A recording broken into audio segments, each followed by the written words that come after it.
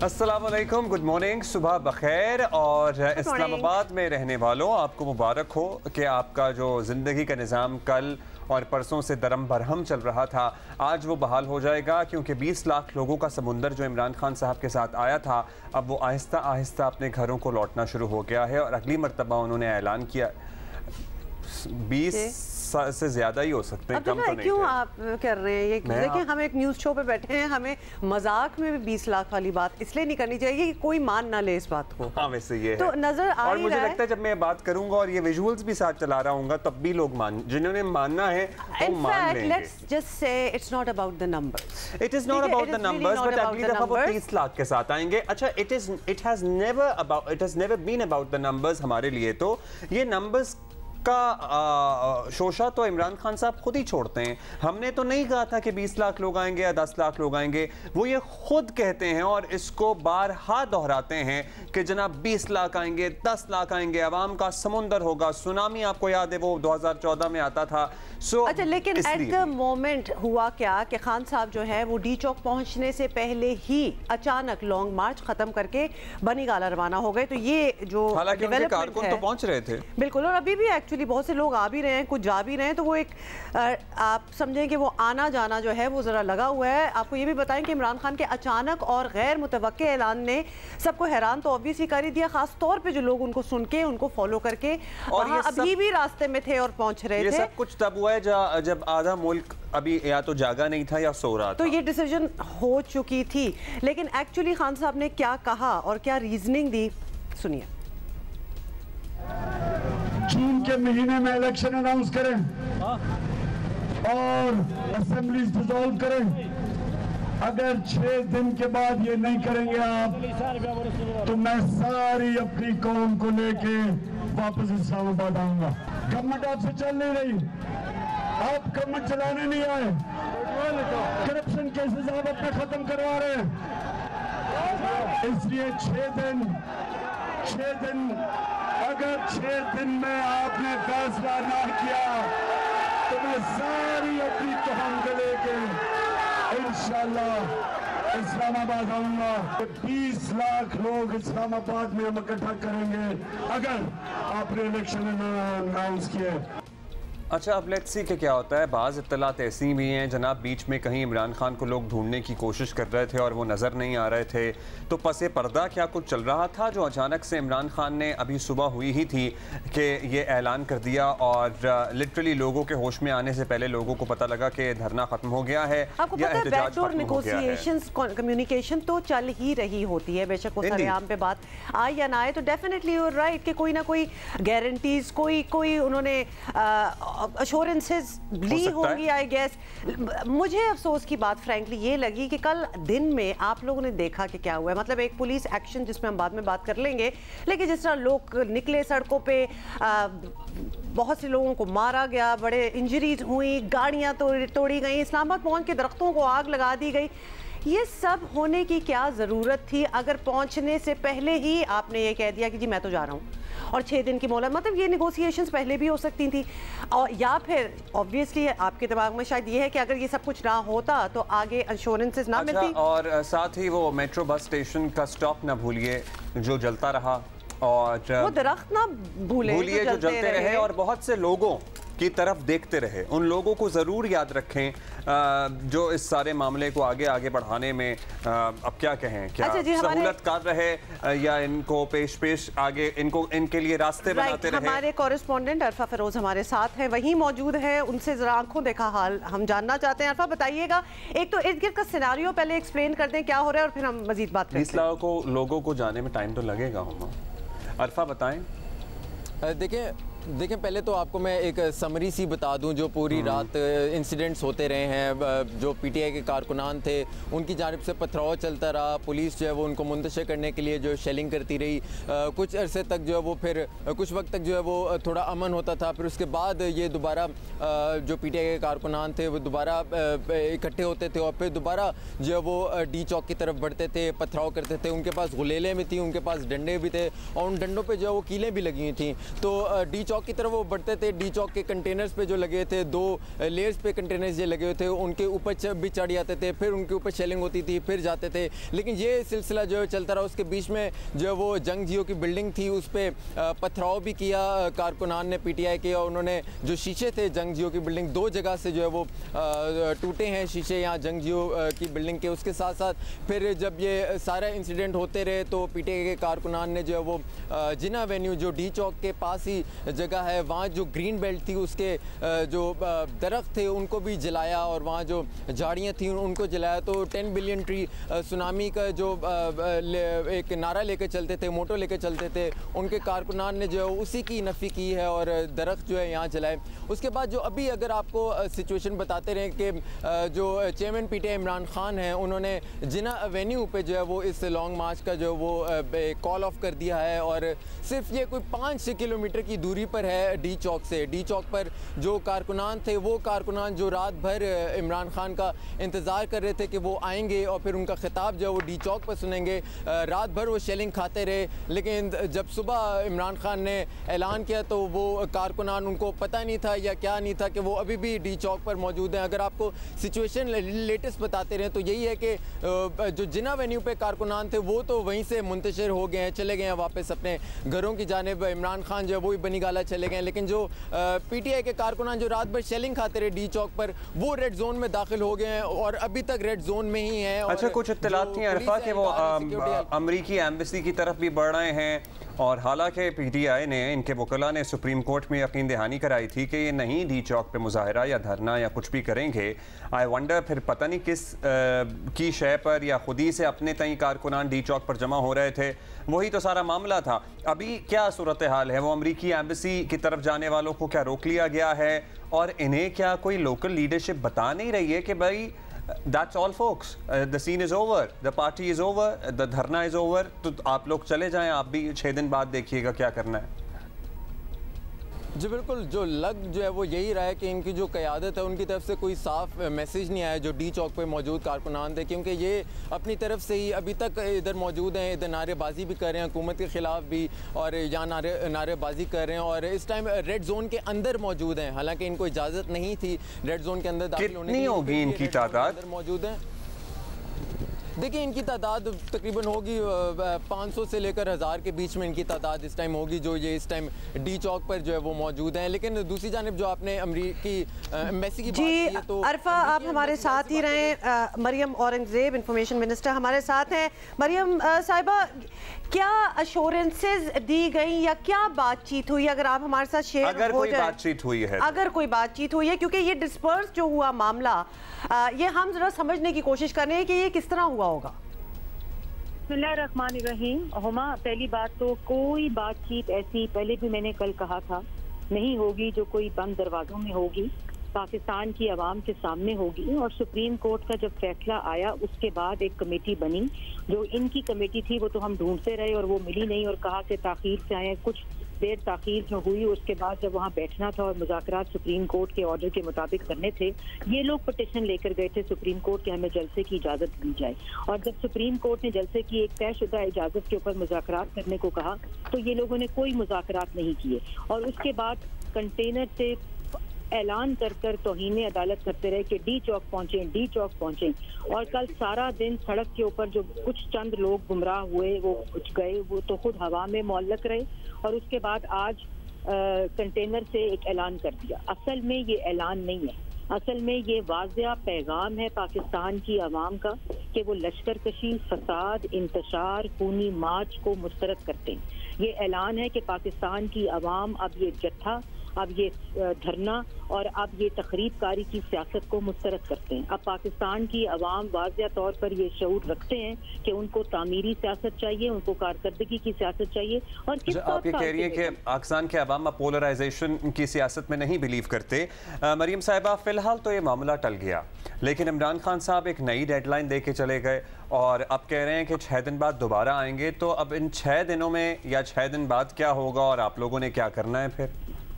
देखें, पहली बात तो अब्दुल्ला वो चले नहीं गए, उनको पाकिस्तान की आवाम ने खाली हाथ भेजा है, उनको पाकिस्तान की आवाम ने मुस्तरद किया है। और ये खतरा नहीं टला, ये कभी भी खतरा नहीं था अगर आप देखें ये कभी भी खतरा नहीं था, वरना खूनी मार्च के ऐलान ना होते, वरना घरों से असले बरामद ना होते, वरना डंडे बरामद ना होते, बुलेट्स बरामद ना होती, पुलिस वाले शहीद ना होते।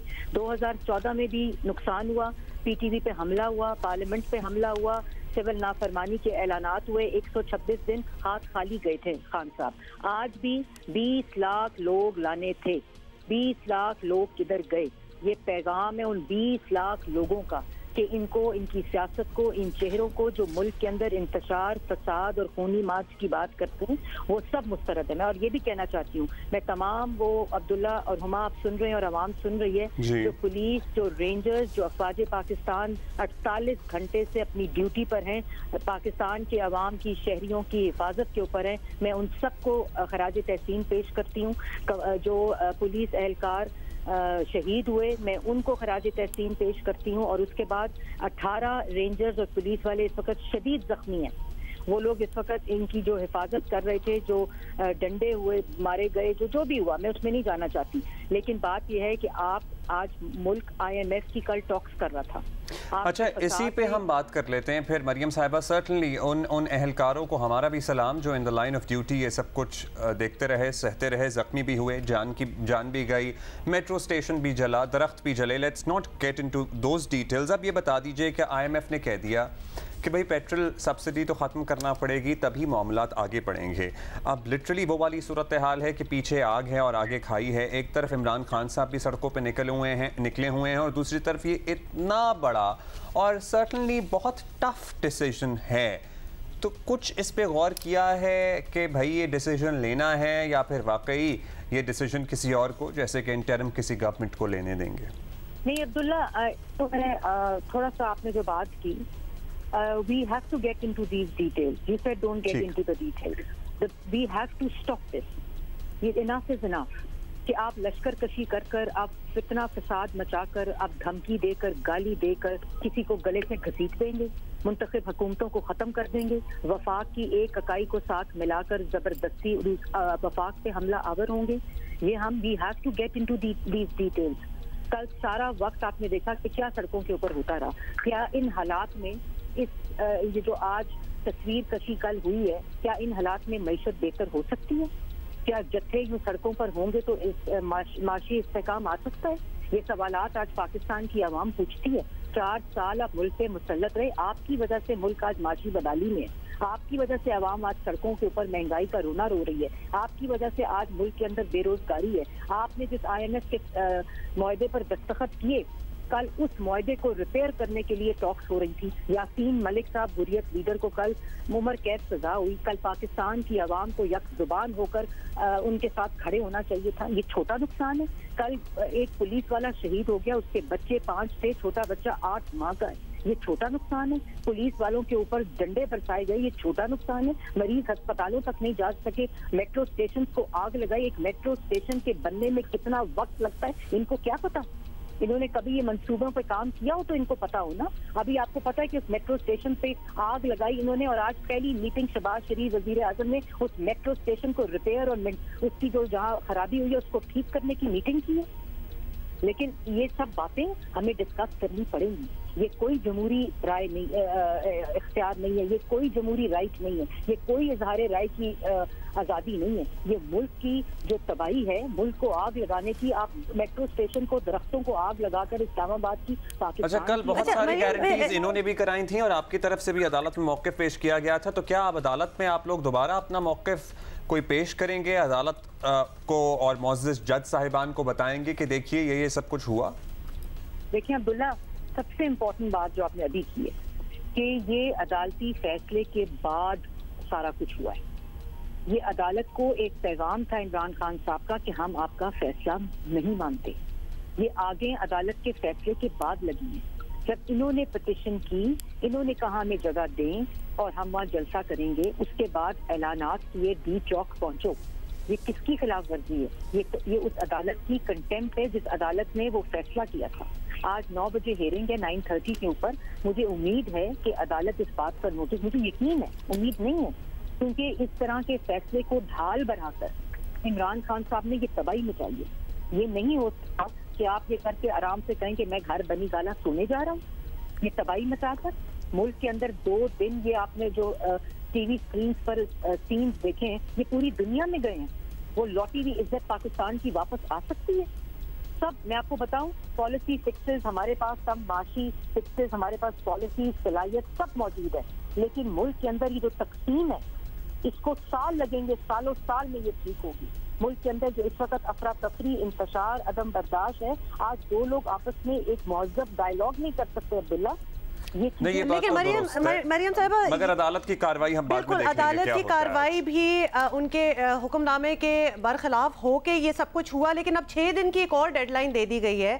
खान साहब कह रही जी 6 दिन बाद दोबारा हम करेंगे। अब इन 6 दिनों में क्या आप उम्मीद कर रही हैं या फिर कोशिश करेंगे कि कोई डायलॉग से रिजॉल्व हो जाए, जो शायद लगता है कि ना ही हो सके? करना क्या है, क्योंकि अभी दोबारा से एक वो तलवार जो लटकी हुई है वो लटकी हुई है अभी, क्योंकि 6 दिन बाद इन्होंने दोबारा निकलना है। क्या इत्तेहादियों को भी एतमाद मिलेंगे इस मामले पे? फिर ये एक ऐलान नहीं है, ये जैसे मैंने पहले कहा कि ये एक नाकाम सियासत का ऐलान है, और हम लोग इस 6 दिन इंशाअल्लाह जो हमारा प्लान है, जो हमारी मईशत को बहाल करने का प्लान है, जो हमने शुरू कर दी है वज़ीर आज़म शहबाज शरीफ साहब ने। कल आपने देखा होगा हुमा, ये बड़ी इंपॉर्टेंट बात है, 2014 में जब ये सब चेहरे कंटेनर पर थे, तो उस वक्त वज़ीर आज़म नवाज शरीफ बिजली के मंसूबे लगाकर लोड शेडिंग कम कर रहे थे, दहशत गर्दी खत्म कर रहे थे, प्रेसिडेंट शी ने आना था, सीपेक आ रहा था। कल अगर आप तस्वीर देखें, स्प्लिट स्क्रीन जो टीवी स्क्रीन के ऊपर थी, कि एक तरफ वज़ीर आज़म शहबाज शरीफ वो 4 साल का बंद शुदा जो मंसूबा था सीपेक का 2018 से शुरू हुआ करोड़ बैंक का, वो उसको बहाल करने गए, और दूसरी तरफ इमरान खान साहब उसी कंटेनर पर चढ़े हुए थे। लेकिन फर्क सिर्फ इस बात का था हुमा कि 4 साल मुल्क पर मुसल्लत रहे हैं। अगर आपने इलेक्शन की कॉल देनी थी, अगर आपको इलेक्शन चाहिए था अब्दुल्ला और हुमा और पाकिस्तान की आवाम से मैं ये सवाल करती हूँ, तो फिर इमरान खान साहब आपके पास तो 10 अप्रैल तक ये इख्तियार हासिल था। जब आपने देखा अदम एतमाद कामयाब हो रहा है, तो आपने वो जो रेजोल्यूशन है उसको आपने रिवर्स कराया, डिप्टी स्पीकर से आइन शिकनी कराई, स्पीकर से आइन शिकनी कराई, सदर से आइन शिकनी कराई, और उसके बाद अदालतें खुली, आपकी आइन शिकनी को रिवर्स किया, असेंबली बहाल की, आपने सुबह तहलील कर दी असेंबली। मतलब ये किस किस्म का बचका, ये आइन है कि बच्चों का खेल है, लेकिन ये खिलवाड़ आइन के साथ अब बंद होना चाहिए। अच्छा मरियम साहिबा, एज वी स्पीक पैगाम पाकिस्तान की आवाम का है कि अब कोई सियासत जो इंतशार, फसाद और लश्कर कशी के ऊपर मबनी होगी, उस पर वाजिया लकीर आज चुकी है। एज वी स्पीक मरियम साहिबा, आप लोगों ने अभी 4 दिन पहले या 3 दिन पहले ही फैसला किया कि ये हुकूमत जो एक कोalition गवर्नमेंट है अपनी मुद्दत पूरी करेगी और इंतखाबात अपने मुकर्ररा वक्त पर होंगे। लेकिन फिर से IMF ने बड़ा क्लियरली बता दिया है without any ifs and buts कि भाई आपको ये करना पड़ेगा, और जिसमें सर्टनली सबसे इंपॉर्टेंट ये है कि पेट्रोल की सब्सिडी ख़त्म करनी पड़ेगी। अभी टाइम काफ़ी गुजर गया, अगर आपने कोई टारगेटेड सब्सिडी देनी थी तो उसका कोई मैकेनिज्म शेयर हो जाता। जो मोर प्रेसिंग इशूज़ हैं अब हमें उस पर भी तो आना पड़ेगा ना। क्या फैसला किया है एज वी स्पीक? आप लोग ही बरसर इख्तिदार रहेंगे टिल द नेक्स्ट इलेक्शन, या फिर ये कड़वे और ये सख्त फैसले लेंगे? अब्दुल्ला, पहली बात तो ये है कि अगर किसी के पास ये सलाहियत मौजूद है IMF प्रोग्राम को मुकम्मल करने की, तो 2015 में मुस्लिम लीग नून की हुकूमत ने IMF का प्रोग्राम मुकम्मल किया और मुल्क के अंदर माशी इस्तेहकाम की बुनियाद रखी, और 2018 में 6% की तरक्की और मुल्क की कम तरीन महंगाई पाकिस्तान की आवाम ने देखी। और यही हमारा इस वक्त भी प्लान है। आपको ये पता होना चाहिए कि मार्च 30 तारीख को इमरान खान साहब ने जो पाकिस्तान की आवाम ने को पेट्रोल सस्ता करने का ऐलान किया, वो अनफंडेड सब्सिडी थी, उसका खजाने में कोई पैसा मौजूद नहीं था। लेकिन हम ये तमाम जो माशी बारूदी सुरंगें बिछा कर गए, हम उसका इलाज करना भी जानते हैं। वो इकदाम शुरू हो चुका है और बहुत जल्द इंशाल्लाह आप वो ऐलानात भी देखेंगे, वो प्लान भी शहबाज शरीफ साहब वज़ीर आज़म उसका ऐलान भी करेंगे, और इंशाल्लाह मईशत को भी ठीक करने की कोशिश करेंगे। मरियम साहिबा, बसद एहतराम, ये काफ़ी दिन से आप लोग कह रहे थे कि ये ऐलान हो जाएगा, अब सख्त फैसले आज हो जाएंगे या कल हो जाएंगे, लेकिन नथिंग as yet। नहीं, मैंने जी न कल का वादा किया था ना आज का। काफी हफ्तों से सभी लोग मुख्तलिफ, क्योंकि ये मामला आपका तो नहीं है, बहुत पुराना है। नहीं अब्दुल्ला, वाकई बहुत पुराना है। 4 साल का बिगाड़ 1 महीने में ठीक नहीं हो सकता। 4 साल मईशत के साथ जो खेल खेला गया, जो खिलवाड़ किया गया, वो 1 महीने में ठीक कभी भी नहीं हो सकता। बात यह है कि इस फर्क को समझना पड़ेगा कि जो 4 साल की माशी तबाही है उसको ठीक करने में वक्त भी लगेगा, मुश्किल फैसले भी किए जाएंगे। और मुख्तसरन 6 दिन बाद इमरान खान दोबारा निकलते हैं तो आप लोग कैसे डील करेंगे? तो तकलीफ और महंगाई देना नहीं है। 6 दिन बाद इमरान खान दोबारा निकलते हैं तो कैसे डील करेंगे? 6 दिन बाद नहीं, अब वो कभी बाहर नहीं निकलेंगे, वो बनी गाला में जाकर सो गई। बहुत शुक्रिया आपका। बहुत शुक्रिया मरियम। औरंगजेब हमसे बात कर रही थी और बड़ी पुरुमीद है कि खान साहब अब दोबारा नहीं निकलने वाले। और ये जो अरफा बता दें भाई, आप बता रहे थे हमें कि अमेरिकी एम्बेसी के पास पहुंच गए थे लोग, क्या वो हैं वहां से हटा दिया? और वो जो एहलकार तलब किए गए थे, फौज को तलब किया गया था रेड जोन की हिफाजत के लिए, और क्या जो अभी भी लोग वहां जमा हैं उनको ये क्लैरिटी मिल गई है, उनको बता दिया गया कि खान साहब अब नहीं आ रहे वापस, अब आज कल में तो नहीं आने वाले इधर? देखें, अमेरिकी एम्बेसी की जो आपने बात की है, रेड जोन में जो दाखिला है वो जब दाखिल होते हैं तो ऐवान सदर है, पार्लियामेंट हाउस है, पार्लियामेंट लॉजेस हैं और ये मिनिस्टर एनक्लेव, और ये जो अमेरिकी एम्बेसी है वो भी वहीं है। तो कलेक्टिवली जो है वो उस जगह के वो आसपास ही सारी ये लोकेशंस हैं। एक स्पेसिफिकली ये नहीं कह सकते अमेरिकी एम्बेसी के बिल्कुल जो है वो सामने गए हैं, लेकिन रेड जोन में ये लोग जो है वो दाखिल ज़रूर हुए हैं। जो लेटेस्ट अपडेट है वो यही है कि इनको अभी अव्वल तो आपको ये बताऊँ कि इनको शायद नहीं मालूम था, ना इनको कोई गाइडेंस दी गई थी, क्योंकि हमें इत्तला ये भी मिली है कि जब खान साहब का खिताब अभी जिन्ना वेन्यू पर हो रहा था तो तब भी कुछ कारकुनान जो है वो पहले ही डी चौक पर आ गए थे कि इनका जो है वो डी चौक पर इस्तकबाल करेंगे, क्योंकि कुछ कारकुनान जो ऑलरेडी वो डी चौक पर ही मौजूद थे, रात भर उन्हें शेलिंग खाई है। तो जो जब खिताब ख़त्म हुआ है तो वहीं से इमरान खान चेयरमैन PTI ने जो है वो बनी गाला की तरफ वो रवाना हो गए, लेकिन चंद जो उनके वर्कर्स थे वो इस टाइम जो है वो डी चौक पर ही मौजूद थे। अभी रेड जोन की सिक्योरिटी किसके पास है? वहाँ बिल्डिंग्स और हसास इमारत की हिफाजत कौन कर रहा है? बिल्कुल, सिक्योरिटी जो है वो फ़ौज, रेंजर्स और जो इस्लामाबाद पुलिस है उनके पास है, और उन्होंने एक हसार बनाकर जो है वो इनको रेड जोन में जो दाखिला है उसको एक जो है वो किया हुआ है, ख़त्म टाइप जो है वो किया हुआ है। लेकिन आपको ये भी बताए चलें कि जो इनके जो PTI के कारकुनान हैं अब हैं वो वापसी की तरफ अब वो बढ़ना शुरू हो गए हैं, रेड जोन से जो बाहर निकलना शुरू हो गए हैं और अपने अपने जो है वो घरों को जो है वो जाना शुरू हो गए हैं। तो फ़िलहाल जो यहाँ मौजूदा सिचुएशन है वो सारे जो कारकुनान है वो मुंतशिर जो है वो यहाँ से होना शुरू हो गए हैं। Thank you. बहुत शुक्रिया अरफा। तो लिहाजा ये भी एक कंसर्न था कि वो लोग थोड़े से डायरेक्शनलेस हो जाएंगे, क्योंकि खान साहब का खुद वहाँ ना होना अब और किसी लीडरशिप का भी ना होना, तो ये ज़रा मुश्किल हो गया even for people who are there. तो अब यही बताया जा रहा है कि वो डिस्पर्स हो गए। अहमद सुभान, आमना एंड एवरीबडी, जो हमारे कैमरा टीम और हमारे रिपोर्टर्स कल से जो लम्हा मुख्तलिफ शहरों से हमें रिपोर्ट कर रहे हैं, इतनी गर्मी में आंसू गैस भी है, सब कुछ है। एज अ प्रोटेस्टर भी होना एक चैलेंजिंग डेफिनेटली बात होगी, लेकिन टू रिपोर्ट ऑन इट और उसकी भी एक एक्यूरेसी दिखाना, सही फैक्ट्स एंड फिगर्स दिखाना कमेंडेबल है। बहुत अच्छा ही काम किया टीम्स ने। इस्लामाबाद का हाल कल और रात को और आज सुबह तक क्या रहा वो हमने आपको एक्सप्लेन किया है। कराची में भी बहुत कुछ हुआ, कराची में क्या क्या हो रहा था, नुमाइश चौरंगी पे काफ़ी एक्टिविटी और एक्शन देखने को मिला। काशिफ मुश्ताक हमारे कॉरेस्पॉन्डेंट हैं, हमें आगाह करेंगे। काशिफ बताइएगा, कल के एक तो आप एक राउंड अप दीजिएगा और इस वक्त आप कहाँ हैं? जी बिल्कुल, इस वक्त हम नुमाइश चौरंगी पर मौजूद हैं और कल जो तमाम तर चीज़ें यहाँ शुरू हुई हैं वो नूरानी चौरंगी से शुरू हुई हैं और वहाँ से होती हुई नुमाइश चौरंगी तक पहुँची हैं। जो कारकुनान जब नूरानी चौरंगी पहुंचे और एक जो रैली की शक्ल में वो आगे बढ़े तो पुलिस की जानिब से उन्हें वहीं रोकने की कोशिश की गई और उनके दरमियान झड़पें हुई।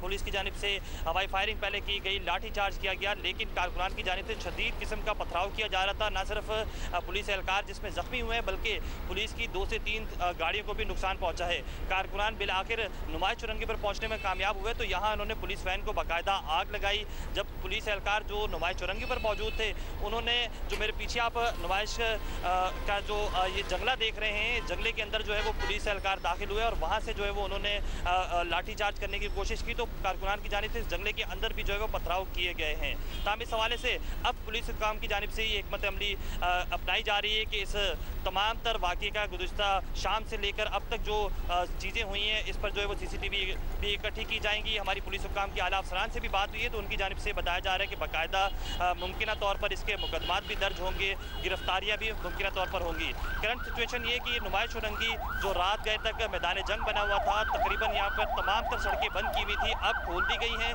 और ट्रैफिक पुलिस का अमला यहाँ तैनात है। मेरे अकब में जो साउंड सिस्टम लगाया गया था, जो स्टेज बनाया गया था, वो वहाँ से तमाम तर चीज़ें जो है वो हटाई जा रही हैं। जो कचरा यहाँ मौजूद है सफाई का काम किया जा रहा है और तमाम कचरा तो कचरा क्या, कचरे के अंबार हैं और अब जो है ज़रा मामूलात ज़िंदगी बहाल होना शुरू हो गए। बहुत शुक्रिया काशिफ। वैसे 2.5 करोड़ का शहर और नॉट एन इम्प्रेसिव नंबर। शुक्रिया Kashif Mushtaq for giving us update. आपको पता है कि कराची वीकडेज में काम करता है और कराची जो है वो बस काम करता है। मुनीब फारूक हमारे साथ हैं। मुनीब, आपसे बहुत चीज़ें समझनी है। सबसे पहले तो ये कंटेम्प्ट ऑफ कोर्ट जो दायर की गई है हुकूमत की तरफ से, उसके हवाले से बात कर देते हैं कि ये इतनी ब्लेटेंट वायलेशन समझना चाहते हैं कि कैसे हो गई, जब पीटीआई को बड़ा क्लियर कट डायरेक्शन किसी और ग्राउंड की दी गई है और ऐलान खान साहब ये करते हैं कि सारे डी चौक पहुंचे और अब उसकी एक पिटिशन भी दायर होगी है उसके खिलाफ। ये क्यों किया उन्होंने? देखिए, ये एक खास किस्म की ज़हनी कैफियत हो सकती है उमर अब्दुल्ला। जब कल सुप्रीम कोर्ट की जानिब से ये हुक्म आया, वो कि उस हुक्म के आखिरी पैराग्राफ में लिखा हुआ है कि हम उस हुक्म के बारे में ज़्यादा डिस्कशन टेलीविजन के ऊपर नहीं कर सकते, पर मैं सिर्फ एक बात करूंगा कि जो उस हुक्म के अंदर लिखा था वो ये था कि H9 और G9 के दरमियान जो ग्राउंड है, जो कि बाबर अवान साहब ने प्रपोज किया कि जहां मौलाना फजलुर रहमान को जगह मिली थी वहीं हमें दे दी जाए। एजी ने पॉइंट किया कि वहां तो सिर्फ 10,000 के करीब लोग आ सकते हैं। उन्होंने कहा नहीं जी, फिर भी हमें बस वही जगह दे दें। सुप्रीम कोर्ट ने हुक्म दिया कि जी पूछ के बताएं कितनी देर के लिए बैठेंगे, क्या करेंगे, और जाहिर बात है जलसा करें, एहतजाज करें या जो भी करना है वापस जाएं। उसके बाद सुप्रीम कोर्ट ने यह भी हुक्म दिया कि जो मामलात तय करने के लिए कमिश्नर ऑफिस में रात 10 बजे पहुंचिए। पीटीआई की तरफ से लोग गए, उन्होंने कहा जी हम आए हैं, यहाँ पर कोई भी नहीं है और हम एहतजाजन वापस जा रहे हैं। मेरे ख्याल में 10:20 थे या 11, मुझे एग्जैक्टली वक्त नहीं याद, कि उन्होंने कहा, जो हुकूमती कमेटी के लोग वहां पहुंचे, उन्होंने कहा जी हम यहाँ पहुंचे हैं, हम उन्हें बुला रहे हैं, ट्रैफिक की वजह से हम लेट हो गए, तो वापस आइए और हमसे बात कीजिए। फिर वो भी वापस कोई नहीं आए। लेकिन इमरान खान साहब ने तो जैसे ही सुप्रीम कोर्ट का ये हुक्म आया था, उन्होंने तो खुद, उनके वीडियो बयानात रिकॉर्ड पे मौजूद हैं, उनके बाकी लोगों के बयानात रिकॉर्ड पे मौजूद हैं, वो खुद लोगों को कह रहे हैं कि आप डी चौक आए। और फैसले में बड़ा क्लियरली अनएम्बिगुअसली लिखा गया था हुक्म के अंदर कि आपने H9 और G9 के दरमियान जो पार्क है वहां सुप्रीम कोर्ट ने तो जगह दे दी थी एहतजाज की, धरने की, जुलूस की, लेकिन वो धरना तो वहां भी नहीं हो सका।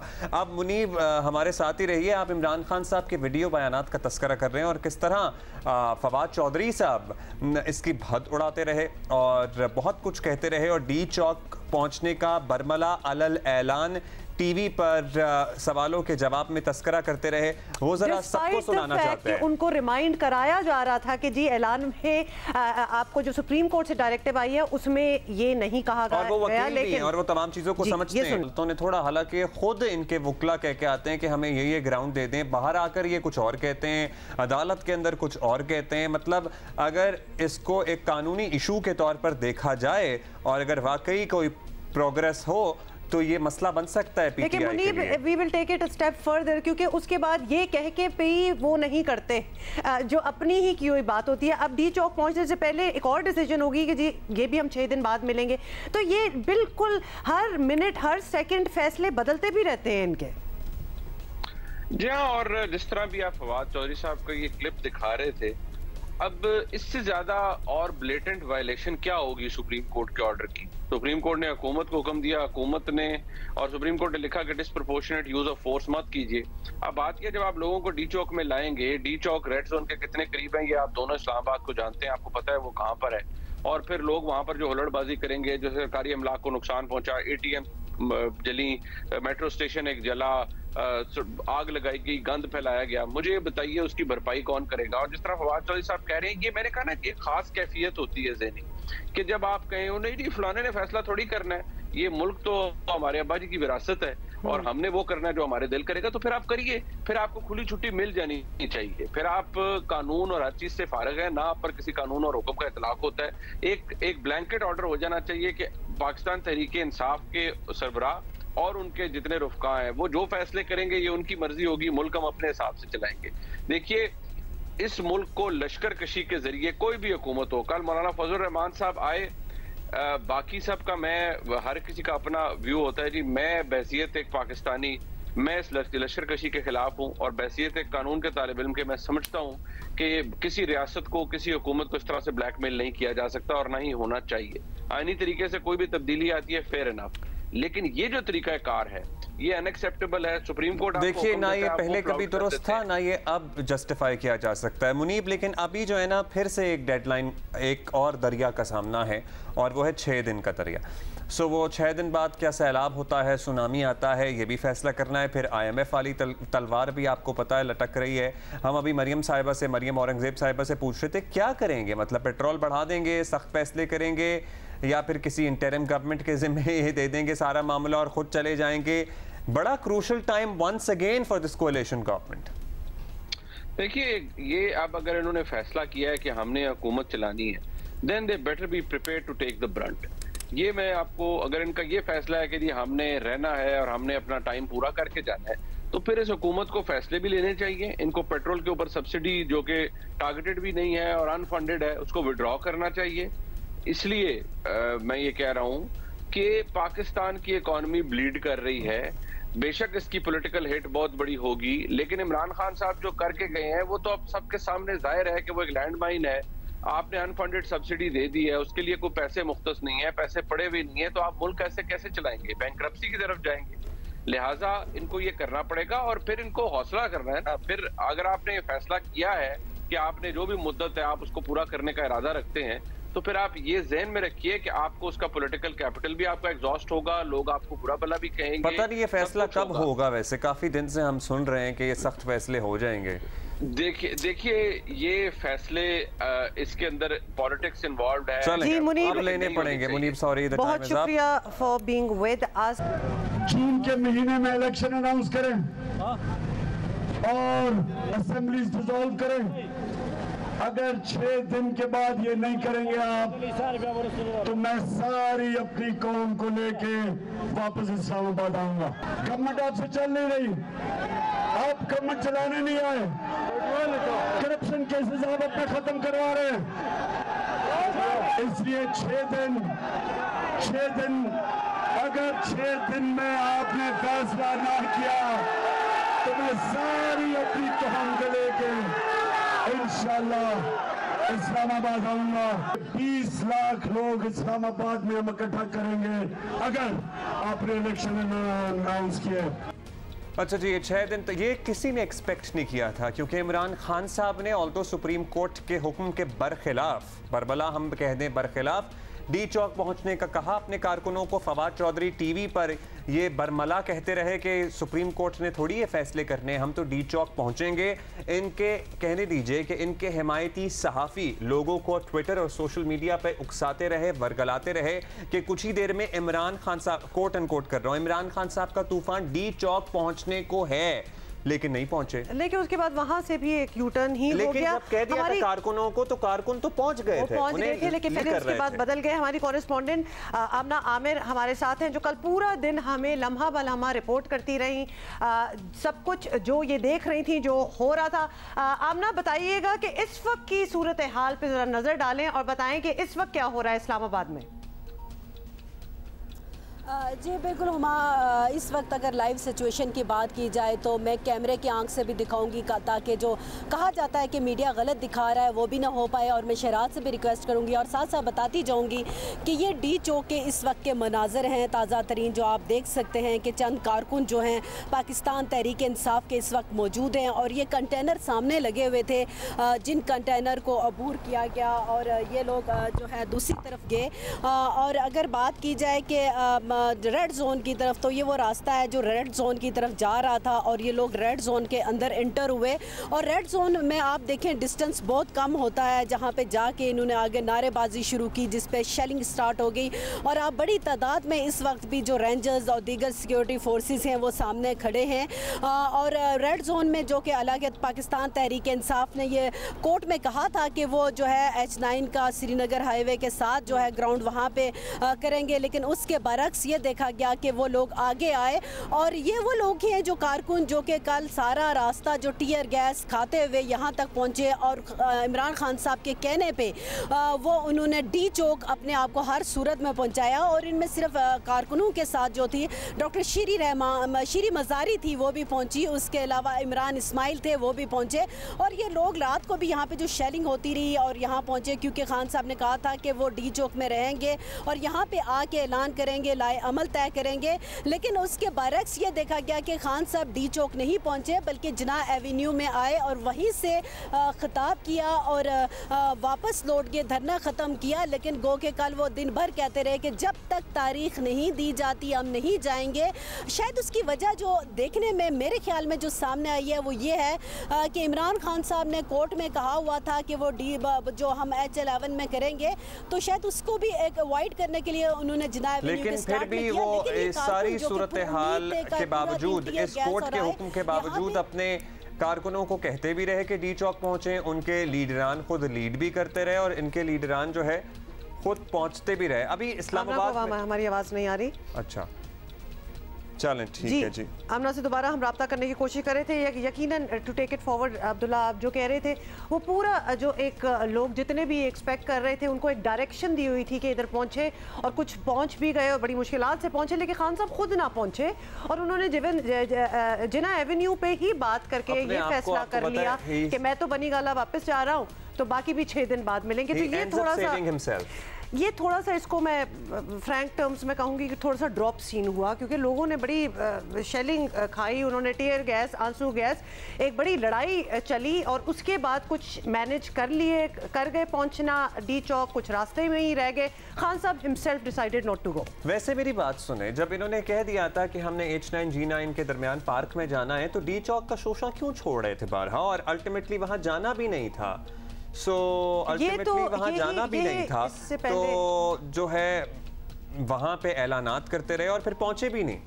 यही तो सारी बात है। और इससे पहले हम मुनीफ फारूक से भी पिछले घंटे में यही बात कर रहे थे कि ये अपने ही फैसले पे ना टिक सके। अच्छा, आमना इज अगेन विद अस। आमना, अब बताइएगा, ये डी चौक के पीछे तो हम देख रहे हैं कचरे के अंबार हैं, कंटेनर हैं, बुरा हाल है, अभी भी कारकुन कुछ जमा हैं, कुल्फी वाले, आइसक्रीम वाले भी हमें खड़े नजर आ रहे हैं। और आमना साथ साथ ये भी बताइएगा, सोशल मीडिया पे बहुत वायरल हुई तस्वीरें कि दरख्तों को आग लगा दिया। ये जिन्ना एवेन्यू के ही दरख्त हैं जिस पे बहुत लोगों को ये भी एतराज़ था जी यार लोगों को मारा जा रहा है, आपको दरख्तों की पड़ी हुई है। तो ये रियलिटी जो है एक पिक्चर ज़रूर हमें बताइए। जी देखिए, अगर देखा जाए तो कल हमने इस्लामाबाद की हद तक मैं कहूँगी कि जहाँ तक इनको रोका गया था श्रीनगर हाईवे पे, वहाँ पे पहले तसादुम नहीं हुआ था। जैसे इन्होंने एक लाइन दी गई थी कि इससे आगे आप नहीं जाएंगे, वहाँ से जब इनके आपस में जो टीयर गैस चला के रोकने की कोशिश की, उसके बाद जब कारकुन आए तो जैसे ही जिना एवेन्यू में इंटर हुए, जो साथ साइड पर जो झाड़ियाँ होती हैं, घास होता है, उनको आग लगाई, जिसकी वजह से दरख्तों को भी आग लगी। और ये सिर्फ एक जगह पर आग नहीं थी, आप जगह जगह, यानी आप पूरा जिना एवेन्यू देखें तो उस पूरे में आपको आग लगी हुई नज़र आएगी। और वो दरख्त थे और लोग जो थे, देखें सोशल मीडिया पे काफ़ी जो आप अगर सोशल मीडिया का यूज़ करते हैं तो लोग आपके हक में भी होते हैं, लेकिन लोगों का कल ये भी कहना था कि जो सोनामी ट्रीज़ की बात कर रहे हैं आज वो खुद ही दरख्तों को आग लगा रहे हैं जो तकलीफ दे है। और ये तो हमारे पास अपने पास विजुअल है कि उससे ज़्यादा तकलीफ दे बात ये थी कि वहाँ पे लाइन्स जा रही हैं, इंटरनेट की लाइन्स थी, दीगर थी, जिनको आग लग जाती है क्योंकि ये वायर्स होती है। तो हम देख भी रहे हैं, आग भड़क के तो बहुत कुछ हुआ जा सकता है।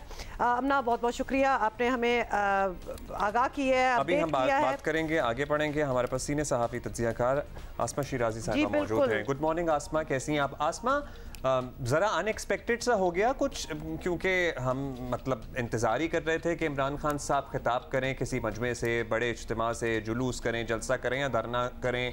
डी चौक भी उन्होंने अपने कारकुनों को पहुंचने का कहा हुआ था, ना वो डी चौक पहुंचे, ना वो H9 G9 के दरमियान पार्क पहुंचे। क्या हुआ चंद घंटे में रात को?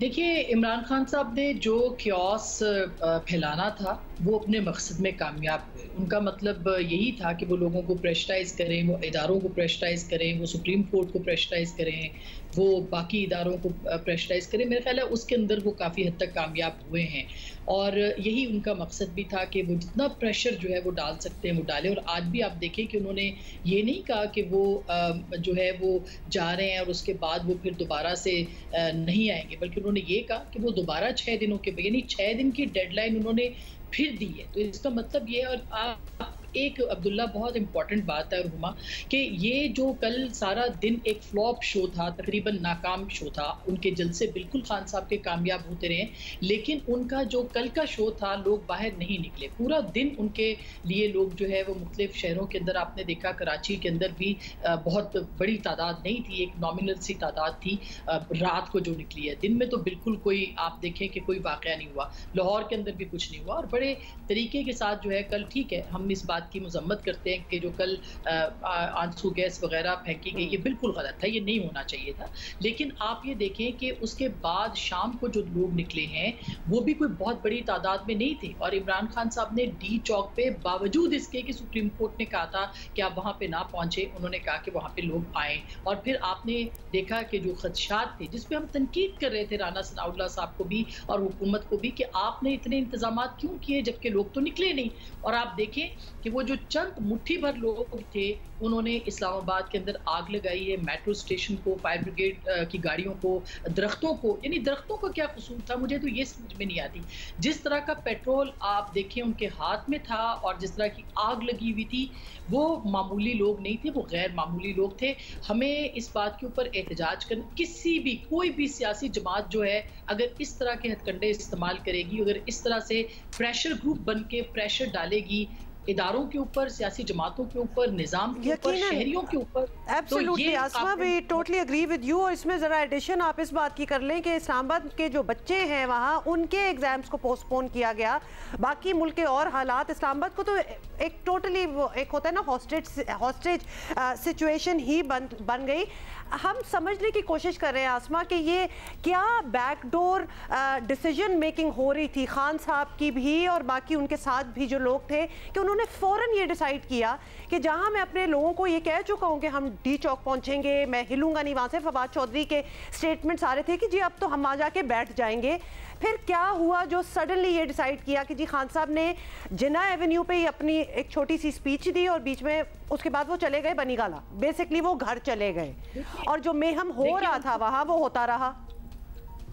देखिए हुमा, उनको फेस सेविंग चाहिए थी। पिछले 2 दिन से इस्लामाबाद में बहुत सारे लोगों को ये बात पता है कि बैकडोर चैनल्स भी चल रहे थे और तहरीक इंसाफ ये चाह रही थी, क्योंकि जो कॉल दी गई थी और आपको याद होगा कि उस गुफ्तगू के दौरान जो खान साहब एक प्रेस कॉन्फ्रेंस में कर रहे थे, शाह महमूद कुरैशी साहब को एक कॉल आई थी और उस कॉल के अंदर जो ट्रैप हो जाएगी, कॉर्नर कर देंगे जी, वो जो ट्रैप होने वाली कॉल थी, उस वक्त वो प्रेस कॉन्फ्रेंस में बैठ चुके थे जब उनको ये इत्तला आई कि अगर उन्होंने जो है वो ये लॉन्ग मार्च की डेट अनाउंस कर दी तो वो ट्रैप हो जाएंगे, क्योंकि उनको कुछ हाथ नहीं आने वाला और हुकूमत ने फैसला कर लिया कि वो 29 को नहीं घर जा रहे बल्कि वो अभी रहने का उन्होंने फैसला किया है।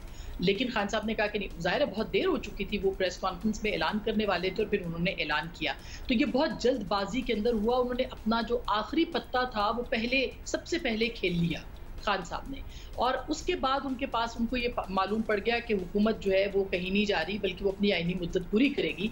तो उन्होंने फिर हुकूमती लोगों से राब्ते करने की कोशिश कर दी। उनके बहुत सारे लोग जो है वो मुलाकातें करते रहे हैं और ये कन्विंस करते रहे इसके ऊपर कि आप कोई भी डेट दे दें, हुकूमत कोई भी डेट 8 महीने बाद की डेट दे दे जो हमारी इत्तला है, तो हम उसके ऊपर एग्री कर जाएंगे, लेकिन हमें फेस सेविंग चाहिए। तो आईनी मुद्दत जब पूरी होती है उसके बाद कोई हुकूमत डेट दे दे और इनकी भी फेस सेविंग उस सूरत में हो जाएगी। आप ये बताइएगा, प्रेशर ग्रुप तो आपने कहा ये हैं और सर्टनली हैं, लेकिन इनका जो प्रेशर है वो काम भी करता है, अक्सर हमने देखा है। और अगर किसी और ग्रुप के साथ इनको कंपेयर करें तो मतलब है इनको वो स्पेस, इनको वो जगह प्रेशर क्रिएट करने की ऐसा लगता है कभी कभी दी भी जाती है। 6 दिन बाद आपको लगता है ये दोबारा आएंगे या दोबारा किसी मार्च का ऐलान करेंगे या उसको पोस्टपोन करते रहेंगे? देखिए, जो मार्च में इनको नाकामी हुई है, और आप ये ज़रूर कहें बहुत अदब के साथ कि अगर कल शाम को फैसला सुप्रीम कोर्ट का नहीं आता तो मेरा ख्याल है कि एक सूरत हाल बहुत और तरह की होती।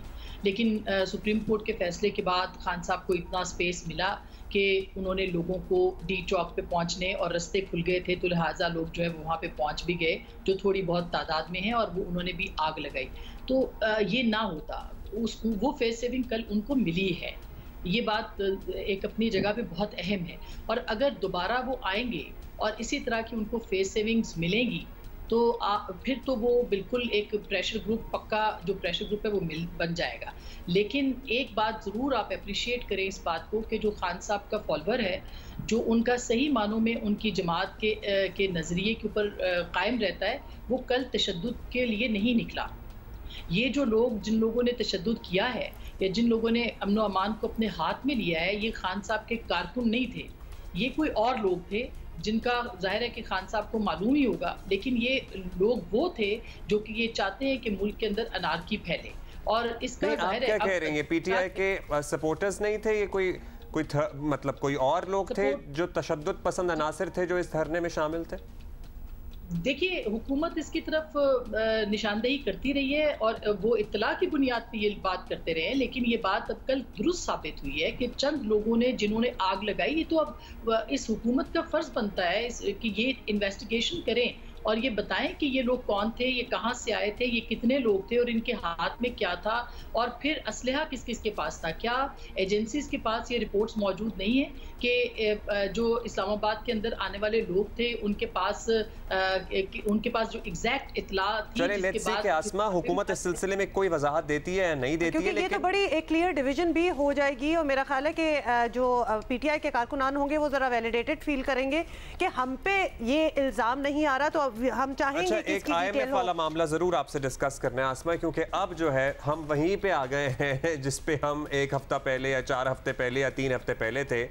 आईएमएफ ने कह दिया, मतलब the economy is in shambles, कि भाई आप बढ़ाएंगे पेट्रोल के पैसे तो आगे कोई बात बनेगी नहीं बनेगी। तो फिर इनको वो टफ फैसले जिनका हम कब से सुन रहे हैं, टफ फैसले लेंगे, सख्त फैसले लेंगे, वो हो नहीं पा रहा। तो अब दोबारा से मामला सर पर आन पड़ा है, कुछ हो पाएगा या ये भी सोचेंगे, दोबारा रिव्यू करेंगे कि भाई हम तो घर ही जाते हैं, किसी इंटरिम को बुलाते हैं और वो ले ले सख्त फैसले? देखिए अब्दुल्ला, इस मामले में तो जो इत्तेहादी हुकूमत है उसने बहुत सुस्त और बहुत कमज़ोर वो साबित हुई है और उनको बहुत पहले ये फैसले करने चाहिए थे। क्या उनको ये बात नहीं पता थी कि जब हम आईएमएफ के पास जाएंगे तो हमें वो सब्सिडी जो खान साहब ने जाने से 1 महीने पहले 10 रुपये कम कर दी है, वो हमें बढ़ के किस सूरत में मिलेगी, इसके ऊपर उनका कोई होमवर्क नहीं था, और अगर था तो उनको फौरी तौर पर उन्होंने फैसले क्यों नहीं किए? एक बात। दूसरी बात ये कि आईएमएफ को, खान साहब को भी ये बात बहुत अच्छी तरह से पता थी, इसीलिए 25 तारीख की जो डेट है वो भी सामने आई कि अगर आईएमएफ के साथ मुज़ाकरात कामयाब हो गए और पाकिस्तान को पैसे मिल गए तो जाहिर है कि पाकिस्तान की इकॉनमी जो है वो उस सूरत में नहीं होगी जहाँ पे ब्लैकमेल रियासत हो सके। तो अब ये जो सूरत बनी है, इसमें रियासत को ब्लैकमेल करने के लिए बहुत सारे अनासिर पैदा हो गए हैं और ये ऐसी सूरत हाल नहीं है जिसमें कि आप ये कहें कि 1 महीने या 1.5 महीने के बाद जो है वो हम कहेंगे कि हम इसमें से निकल आए हैं। अगर ये सख्त फैसले नहीं होते तो भी अवाम सड़कों पे होंगे, और अगर सख्त फैसले होते हैं तो भी अवाम सड़कों पे होंगे, क्योंकि आपको पेट्रोल की कीमत जो कि खान साहब के ही दौर में फिक्स कर दी गई थी कि हर महीने हमने इतनी बढ़ानी है, अगर आपने नहीं बढ़ाई तो आपके ज़रिए मुबादला के ज़खायर जो हैं वो नामुमकिन के बराबर है। बहुत शुक्रिया Asma for speaking to us and giving some clarity कि इस वक्त क्या हो रहा है और आगे क्या पॉसिबिलिटीज़ हो सकती हैं। अच्छा, हम आपको पहले भी कहते रहे हैं कि इसको किसी हक़ व बातिल की जंग ना समझिएगा, ना ये कोई जिहाद है। सब सियासतदान, कोई एक हो या दूसरा हो या तीसरा हो, सबके अपने सियासी मफादात होते हैं। और रोज़ हमें ऐसे प्रूफ्स मिल जाते हैं जिससे ये बात और ज़्यादा सीमेंट हो जाती है कि प्लीज़ इसको इस किस्म के लेवल पे ना लेके जाया जाए कि जहाँ आपको लगे कि ये लिटरली एक, जिस तरह उनके भी वर्ड्स है, हकीकी आज़ादी, और जो सारे वर्ड्स यूज़ किए जा रहे हैं कि ये वो है, ये वो नहीं है। किसी को मसीहा ना समझें, आप अपने मसीहा खुद हैं, अपने जो प्यारे हैं, आपके जो अपने हैं, उनको इस बिना पर अपने से दूर ना करें। इक़्तिदार चाहते हैं, फुल स्टॉप, दैट्स इट। अच्छा, एज सिंपल एज दैट। और कोई भी फॉर दैट मैटर। अच्छा जी, आपको पता है कि बहुत सारे रहनुमा सियासी लीडरान ये बात करते हैं और लोग उनके बारे में तासुर रखते हैं कि ये तो बड़ा दिल से बात करता है और वो ये करता है और वो ये करता है। तो हम ज़रा कुछ हक़ाइक़ से पर्दा उठाना चाहते हैं कि जब ये अवामी इज्तिमा को देखते हैं या अवाम से मुखातिब होते हैं तो किस तरह से अवाम की नफ्स पर हाथ रखकर उनके जज्बात उभारने की और एट टाइम्स भड़काने की और एट टाइम्स उनकी नफ्स को छूने की कोशिश करते हैं। और लिटरली ये एक रेसिपी मिक्स बन जाता है कि अच्छा ही है, रेसिपी है। उसमें रेसिपी क्या है कि इस रेसिपी में, इस तकरीर की रेसिपी में थोड़े थोड़े हमने तमाम इंग्रेडिएंट्स डालने हैं ताकि हमारी जो ऑडियंस है जिस पे हमारा सहर ऑलरेडी तारी हो चुका है वो कहीं इधर उधर ना हो जाए, वो ये उस घोड़े की तरह रहे जिसके साइडों पर पर्दे, आंखों के तरफ दोनों तरफ पर्दे लगे। अच्छा, पहले तो हम आपको सुना देते हैं कि एक्चुअली हम क्या चीज पे बेस कर रहे हैं कि ये अब तो कंफर्म होता जा रहा है कि ये एक बिल्कुल एक कंकॉक्टेड रेसिपी होती है जिस पे काम किया जाता है ताकि उनका एंड रिजल्ट यानी वो पका हुआ जो पकवान बना रहे हैं वो एंड में उनकी टाइप का निकले। जरा ये सुने, और ये कल का ही जिक्र है, कल की ही बात हो रही है कि कासिम सूरी साहब जो हैं वो उस कंटेनर पे खड़े खान साहब को क्या कह रहे हैं, मशवरा दे रहे हैं। सुनिए पहले, फिर हम आपको बताते हैं। बहुत सारा म्यूजिक और उसके बाद कासिम सूरी साहब का मशवरा कि खान साहब थोड़ा इस्लामिक टच भी दे दें। तो उनका ये कहना था जो कि चॉइस ऑफ वर्ड्स भी थोड़ी सी अजीब है, और वो जो एक माहौल है जिसमें उनको ये याद दिलाया जा रहा है कि अब ये बात हो गई है, अब जरा इस्लामिक टच दे दे। मतलब ये इस्लामिक टच क्या होता है, हैंस हम उस रेसिपी की बात कर रहे हैं जो कि अब कंफर्म होती जा रही है बात कि उस रेसिपी में होता अब्दुल्ला क्या क्या है। पहले तो आप एक खाने का चमचा उसमें ना गद्दारी के सर्टिफिकेट डाल दें, बिल्कुल। तो ये रेसिपी अभी आपकी कंकॉक्ट हो रही है। और अभी हमें एक नया इंग्रेडिएंट उसका पता लगा है, और वो इंग्रेडिएंट ये है कि अगर आपने लुत्फ अंदोज होना है या जज्बात को और उभारना है और भड़काना है तो इस्लामी टच जो है ना ये आप हस्बे जायका ऑडियंस के हिसाब से डाल सकते हैं। उसके बाद आप इसको ले जाएं और एक इंपोर्टेड पतीले में इस सारे मुतंजन को आप मिक्स कर लें और एक बना और अगर अमेरिका से आया हुआ हो पतीला तो फिर उसमें और ज्यादा उबाल आता है, और वो उबाल इतना आता है कि लोगों के जज्बात जो है ना वो उभर कर बाहर आना शुरू हो जाते हैं। टू बी वेरी ऑनेस्ट, ये सारी चीजें हम देख रहे हैं होते हुए, और हम आपको लिटरली वो रिपोर्ट कर रहे हैं जो हमारे सामने है, which to me is very disturbing. जहाँ इस किस्म की बातें हों, आप एक मूड सेंस करके आप डायरेक्शंस दे रहे हो अपने लीडर को कि इसमें इस्लामिक टच डाल दिया जाए। मतलब यानी इसका मतलब ये है कि आप लोग सारे ये जो टचेज़ हैं ये डालते हैं, थोड़ा सा म्यूज़िक हो जाए, थोड़ा सा ये हो जाए, थोड़ा सा इस्लामिक टच भी हो जाए, थोड़ा सा हुब्बुल वतनी का टच भी हो जाए, थोड़ा सा गद्दारी भी बीच में थोड़ा सा गद्दारी भी डालना जरूरी है। लिटरली तमाम लोगों को ताकि अपने साथ जोड़े रखने के लिए तमाम रेसिपी बनाई जाती है और आवाम को at the end of the day बेवकूफ़ बनाया जा रहा होता है। कहने दीजिए, अगर आपको वाकई लगता है कि कोई आपके लिए भलाई का सोच रहा है या इस मुल्क के लिए बड़ा सिंसियर है, तो ये वो पर्दा है जो आज चाक हो गया है और इनके अपने ही हाथों, क्योंकि पर्दा कब तक डाला रह सकता है। जिन लोगों को इन चीज़ों से फ़र्क पड़ता है ना, उनको बहुत फ़र्क पड़ता है कि ये क्या गुफ्तगू है, ये क्यों कहा जा रहा है। एक दफ़ा दोबारा आपको सुनाएंगे।